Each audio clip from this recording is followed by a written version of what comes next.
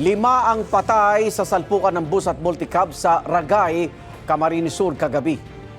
Isang eroplano naman ang bumagsak sa Tubahon, Dinagat Islands. Darito ang Ronda, probinsya. Body number na siya, body number. Wasak at pira-piraso na ng matagpuan ng isang eroplano kahapon sa Barangay Navarro sa Tubahon, Dinagat Island. Kinumpirma ni Dinagat Islands Governor Nilo Demere Jr. na ang bumagsak na eroplano ay ang nawawalang Cessna plane na may tail number RPC-2444. Ayon sa mga residente, narinig nila kahapon na may dumaang eroplano at maya-maya nagkaroon ng malakas na pagsabog. Ipinagbigay alam nila ito sa mga otoridad.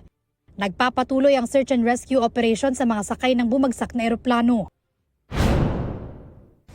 Dead on the spot ang 5 tao sa salpukan ng pampasaherong bus at multicab sa Andaya Highway sa Ragay, Camarines Sur kagabi. 5 naman ang sugatan. Ayon sa Ragay Police, galing Maynila at Pabicol ang bus. Patungong beach resort naman ang multicab, sakay ang mga kawani ng lokal na pamahalaan ng Lupi. Base sa investigasyon, sumalubong ang bus sa linya ng multicab dahil may iniwasan daw ang driver nito na inaalam pa ng mga otoridad kung ano. Nasa kustodiya ng pulisya ang bus driver. Wala pang pahayag ang Lupi LGU at ang pamunuan ng bus. Patuloy ang investigasyon. Ito ang unang balita. Bea Pinlac, GMA News.